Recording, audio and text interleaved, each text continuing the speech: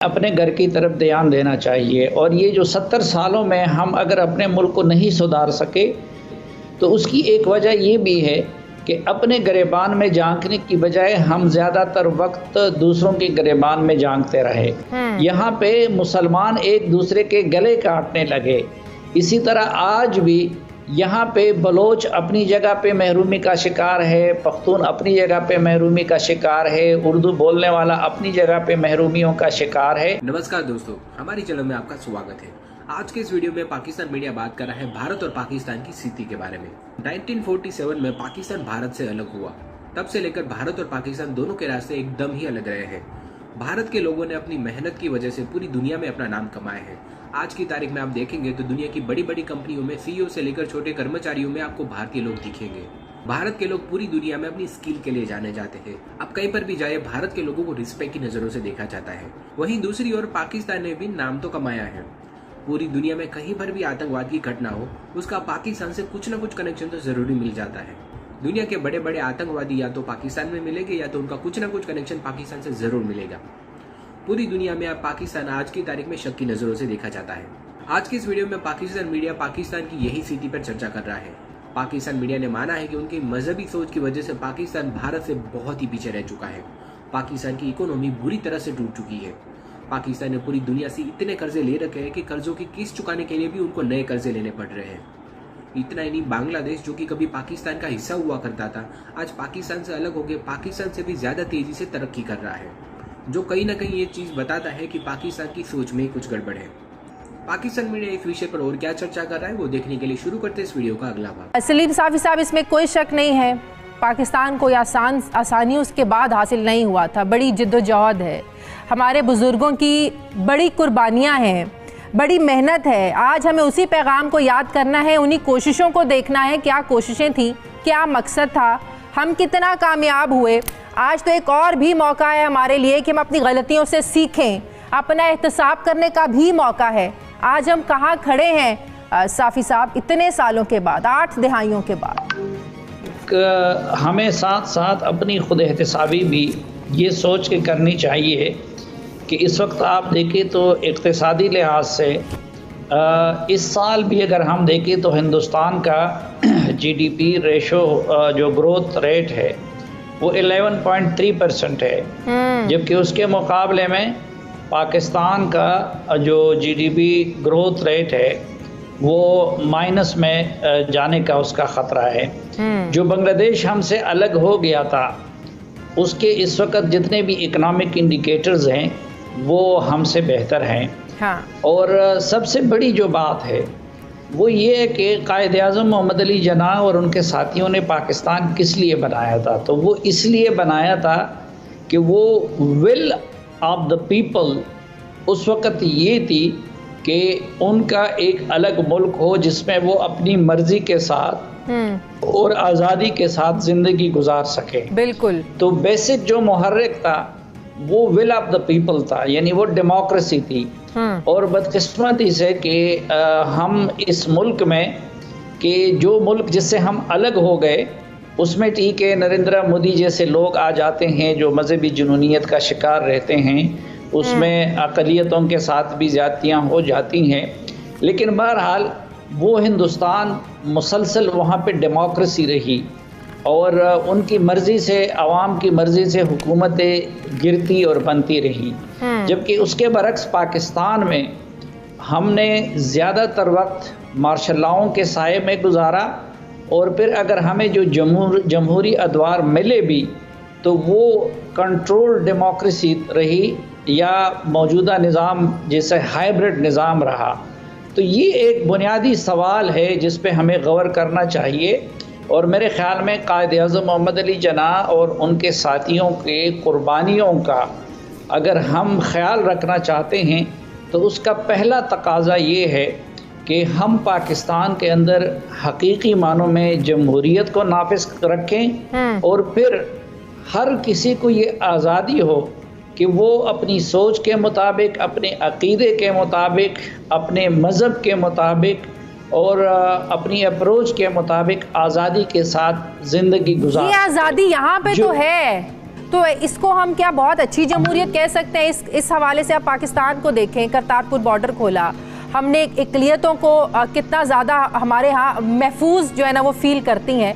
तो इस हवाले से अगर हम इसको देखें, इस मुकाबले को, तो पाकिस्तान तो बहुत बेहतर है उस लिहाज से साफ़ी साहब।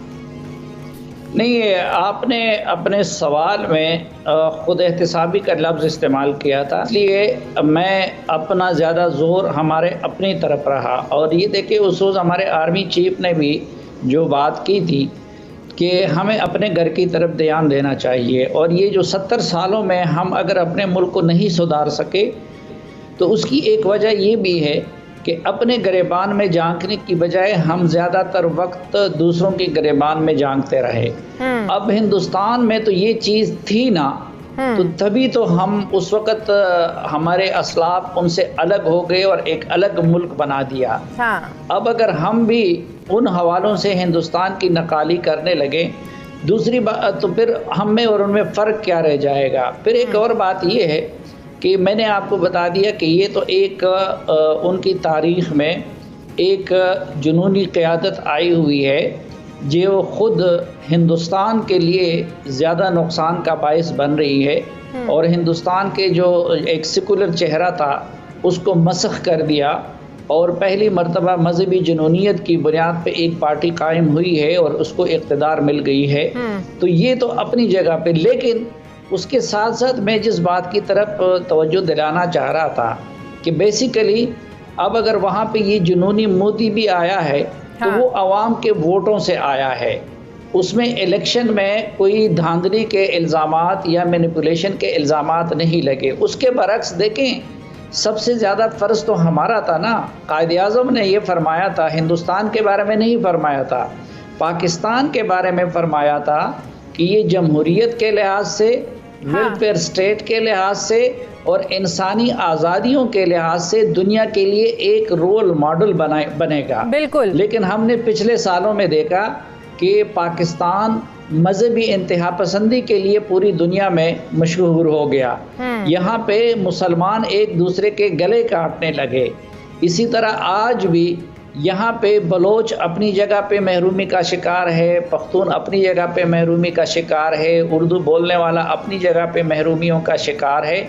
और सबसे बढ़ के फिर ये कि पाकिस्तान मुख्तलिफ तबक़ात में बट गया है, जिसमें कुछ तबक़ात कानून और एहतिसाब से बालातर है और कुछ तबक़ात वो हद से ज़्यादा ज़ेर अताब आते हैं। सही। आज का जो हमारा नारा है साफ़ी साहब, एक कौम एक मंजिल, बतौर सहाफ़ी अगर मैं आपसे ये सवाल पूछूं कि हमारा मीडिया इस कौम को मुत्तहिद करने में कितना कामयाब रहा है, तो इस पर क्या जवाब होगा आपका? क्योंकि आपको पता है हर आने वाली हुकूमत जो है मीडिया से नाराज़ भी कुछ होते हैं, खुश तो बहुत कम होते हैं, नाराज़ रहती हैं हुकूमतें मीडिया से। तो मीडिया ने अपनी जिम्मेदारियां इस मुल्क को एक करने में, इस मुल्क की तरक्की में किस हद तक निभाई हैं साफ़ी साहब? इसमें देखें, मीडिया में भी दोनों तरह के लोग हैं। एक तो ये है कि पाकिस्तान के अंदर मीडिया में हमारे बड़ों ने, जो मार्शल लॉ के अदवार थे, जनरल अयूब के दौर में, जनरल ज़िया के दौर में, उसके बाद मुशर्रफ के दौर में, या आज भी बहुत बड़ी कुर्बानियाँ दी हैं, जेलें काटी हैं, कोड़े खाए हैं, और ये सब कुछ सख्त माली मुश्किलात का सामना किया है। फिर आप देखें कि पिछले जो चंद साल गुजरे, खुसूसन हमारे कबायली इलाकों में और बलूचिस्तान में और कराची में सहाफ़ी जिस माहौल में काम करते रहे, शहादतों के लिहाज से भी पाकिस्तान और ममालिक में शामिल हैं जहाँ पे सहाफ़ी ज़्यादा कत्ल हुए। फिर आप देखें कि हमारे सहाफ़ी जिस माहौल में काम करते हैं, ये तो हम जैसे चंद लोग हैं जिन पे अल्लाह की ख़ास इनायत हुई है, और ये जो प्राइवेट ये चैनल्स आ गए हैं, वरना हमारा आम रिपोर्टर इस वक्त ये कि ना उनकी तनख्वाह मिलती है, ना उनको टीवी का रिपोर्टर होता है, लेकिन उसको कैमरा मैसर नहीं होता। ये तो एक पहलू है। लेकिन दूसरा पहलू भी ये है, वो ये कि हमारी मीडिया ने इस कौम को तकसीम करने में और इस पोलराइजेशन को बढ़ाने में और पाकिस्तान के अंदर गैर जमहूरी क़ुव्वतों को ताकत पहुंचाने में और पाकिस्तान के अंदर इंस्टीट्यूशन को आपस में लड़ाने में भी एक बड़ा डर्टी किरदार अदा किया है। क्योंकि मीडिया डिवाइडेड है, मीडिया भी एक नहीं है। देखिए, पाकिस्तान के अंदर मीडिया अब जो खुद एक तो डिवाइडेड हो और उसको डिवाइड कर दिया गया। हाँ। एक डिवीजन तो वो है एंकर्स का, फिर एक अलग तरफ का तबका बन गया है, फिर नीचे जाके तो रिपोर्टर बेचारों का एक अलग तबका बन गया है, और फिर यहाँ पे हमारे पास मीडिया पर्सन ने अपने हदूद से आगे बढ़ के किसी ने इस पेशे को सियासत तक के एक सीढ़ी के लिए इस्तेमाल किया। तो ये हमारे यहाँ वो जो अफराद